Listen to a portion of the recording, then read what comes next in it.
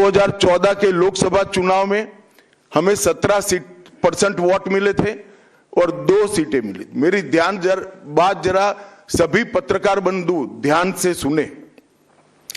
2014 के चुनाव में हमें 17% वोट और 2 सीट मिले थे।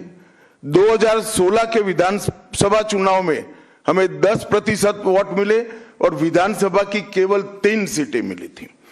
फिर 14 से 19 के बाद 19 के लोकसभा चुनाव में हमें 41% वोट मिले और 18 सीटें मिली और 21 के विधानसभा चुनाव में हमें 38 वोट मिले और 77 सीटें मिली।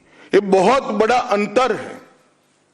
जिस पार्टी को केवल 3 सीट मिले थे वो पार्टी 5 साल के ही अंतराल में 77 सीट प्राप्त करी और इसका नतीजा देखिए।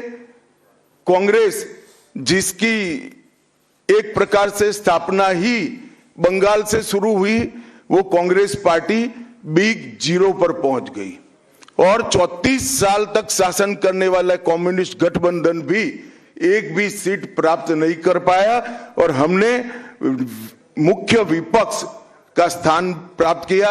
आज शुभेंदु जी मेरे साथ यहां पर बैठे हैं, वो हमारे प्रतिपक्ष के नेता हैं। 24 के चुनाव में भी हमने 39% वोट प्राप्त किया, 12% सीट प्राप्त की, 12 सीटें प्राप्त की और 26 में हम निश्चित रूप से प्रचंड बहुमत के साथ भारतीय जनता पार्टी की सरकार बनाने वाले हैं। मित्रों, ये 24 से अब तक का समय भारतीय जनता पार्टी के लिए बहुत शुभांकर सिद्ध हुआ है। 24 में लगातार तीसरी बार नरेंद्र मोदी जी इस देश के प्रधानमंत्री बने। उसके बाद महाराष्ट्र में, हरियाणा में, दिल्ली में और अब बिहार में भारतीय जनता पार्टी की सरकारें बनी हैं। 24 के चुनाव में उड़ीसा और आंध्र प्रदेश में भी पूर्ण बहुमत की भाजपा की और एनडीए की सरकार बनी है। मुझे पूरा भरोसा है कि 2026 में बंगाल में 2/3 बहुमत के साथ भारतीय जनता पार्टी की सरकार बनेगी। ये बंगाल की जनता तय कर बैठी है। मित्रों, जहां पर भी बंगाल में जाते हैं, पूरे बंगाल की जनता घुसपैठियों से त्रस्त है। क्या कोई राज्य सरकार ऐसी हो सकती है जो घुसपैठियों की पनाहगाह अपने राज्य को बना दे? राष्ट्रीय सुरक्षा पर कितना बड़ा खतरा है, इसका जवाब बंगाल की मुख्यमंत्री ने बंगाल के चुनाव में दे।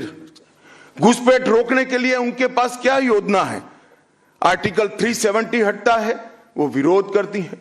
सीएए लाकर बंगाल के शरणार्थियों को नागरिकता देने का हम कार्यक्रम करते हैं, वो विरोध करती हैं और वो ठीकरा फोड़ते हैं कि बीएसएफ है, वो रोक नहीं रही है।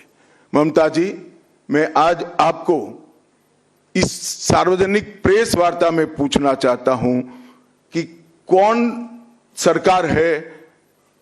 सी सरकार है बांग्लादेश की पूरी सीमा पर जो वाड़बंदी करने के लिए, बॉर्डर पर फेंसिंग करने के लिए जमीन नहीं देती है? अगर आप जवाब न दे पाए तो मैं ही देता हूं। आपकी ही सरकार है जो जमीन नहीं देती है, जिसके कारण फेंसिंग का काम समाप्त नहीं होता है। फिर भी भौगोलिक रूप से कठिन सीमा पर से कोई घुस कर आता है तो कहां जाता है? सबसे पहले बंगाल के गांव में जाता है। आपका पटवारी क्या कर रहा है? आपका थाना क्या कर रहा है? क्यों इसको अरेस्ट नहीं किया जाता? क्यों उस पर केस दर्ज नहीं होता? क्यों इसको वापस भेजा नहीं जाता? जवाब है क्या आपके पास? क्या बंगाल की मुख्यमंत्री जवाब दे सकती है कि असम में घुसपैठ क्यों बंद हो गई? त्रिपुरा में घुसपैठ क्यों बंद हो गई? गुजरात और राजस्थान की बॉर्डर पर घुसपैठ क्यों नहीं होती है? पंजाब की बॉर्डर पर घुसपैठ क्यों नहीं होती है? कश्मीर की बॉर्डर पर घुसपैठ क्यों नहीं होती है? सिर्फ बंगाल में क्यों होती है? क्योंकि आपकी निगहबानी में घुसपैठ कराई जाती है और बंगाल को धीरे धीरे डेमोग्राफी चेंज कर आपकी वोट बैंक को पुख्ता करनी चाहती है। मगर ये लंबा नहीं चलेगा। बंगाल की जनता अब जान गई है और इसके खिलाफ लामबंद भी हो रही है।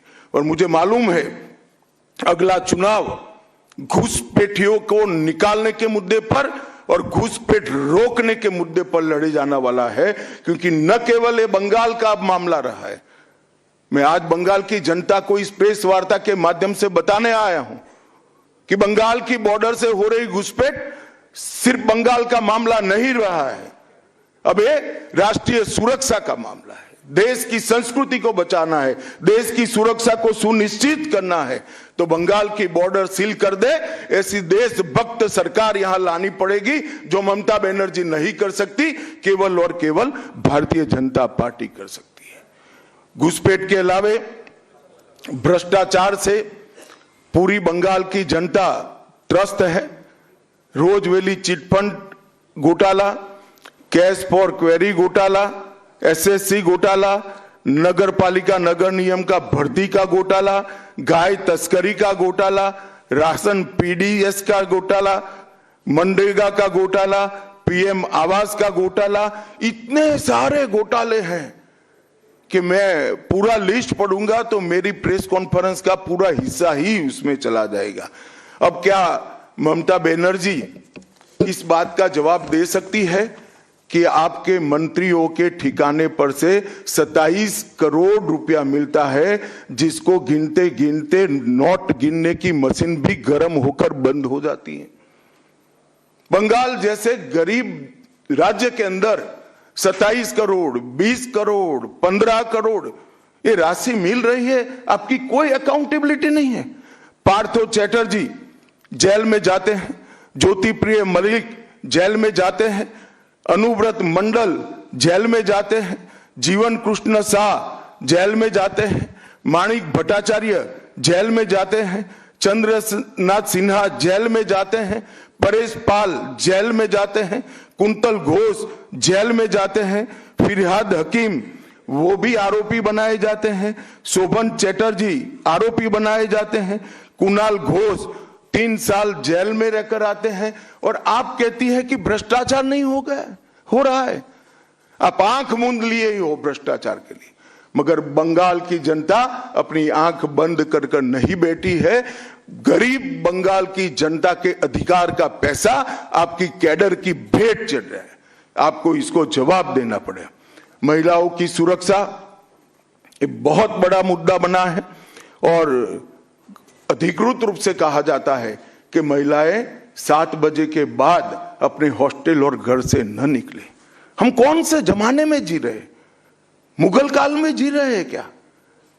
ममता जी, ये आजाद भारत, यहां माताओं बहनों को पूरा दिन जब इनकी मर्जी हो, जब इनको काम हो, घर के बाहर निकलने की सुरक्षा प्रदान करना ये हमारा संवैधानिक दायित्व है, जो देने में आपकी सरकार विफल गई है।